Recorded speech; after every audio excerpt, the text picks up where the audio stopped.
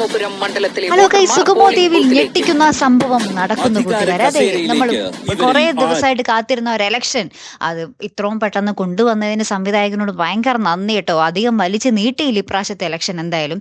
അപ്പൊ ഈ പ്രാവശ്യം എലക്ഷൻ എല്ലാവരും വോട്ട് ചെയ്യുന്നുണ്ട്. അപ്പൊ എല്ലാവരും കട്ട ഹാപ്പിയിലാണ്. നമ്മുടെ ദേവിക ഭയങ്കര കോൺഫിഡൻസിൽ, പ്രഭാവതി അതുക്കും മേലെ. പ്രഭാവതി പറയുന്നുണ്ട് ഇപ്പൊ നടന്ന സംഭവങ്ങളൊക്കെ ഞങ്ങൾക്ക് അനുകൂലമായിട്ടാണ് വന്നിരിക്കുന്നത്, അതുകൊണ്ട് വമ്പിച്ച ഭൂരിപക്ഷത്തിൽ ഞാൻ തന്നെ ജയിക്കുമെന്ന് പ്രഭാവതി പറയുന്നുണ്ട്. ദേവിക പറയുന്നു ഞാൻ തന്നെ ജയിക്കുമെന്ന്. ദേവിക പറയുന്നു ദേവികയെ സ്നേഹിക്കുന്നവർ ദേവിക ജയിക്കും എന്ന് പറയുന്നു. അതായത് ഗൗരിയും നമ്മുടെ ചന്ദ്രമതിയൊക്കെ. അപ്പുറത്ത് നമ്മുടെ ഭാർഗവി പറയുന്നു പ്രഭാവതി ജയിക്കുന്നു. അങ്ങനെ അങ്ങോട്ടും ഇങ്ങോട്ടും മൊത്തത്തിൽ തർക്കാട്ടോ പാർട്ടിക്കാർ തമ്മിൽ. എല്ലാം കഴിഞ്ഞ് ഇലക്ഷനൊക്കെ കഴിഞ്ഞിട്ട് പക്ഷേ നമ്മുടെ ചന്ദ്രോത്ത് വീട്ടിൽ പ്രേക്ഷകരെ ഞെട്ടിക്കുന്ന ഒരു സംഭവം, അല്ലെങ്കിൽ ചന്ദ്രോത്ത് വീട്ടുകാരെ ഞെട്ടിക്കുന്ന ഒരു സംഭവം ഉണ്ടാകുകയാണ്. എന്താണത്? രാത്രി നന്ദൻ പെട്ടെന്ന് രാത്രി എണീറ്റ് നോക്കുമ്പോൾ അടുത്തുണ്ടായിരുന്ന ദേവികയില്ല.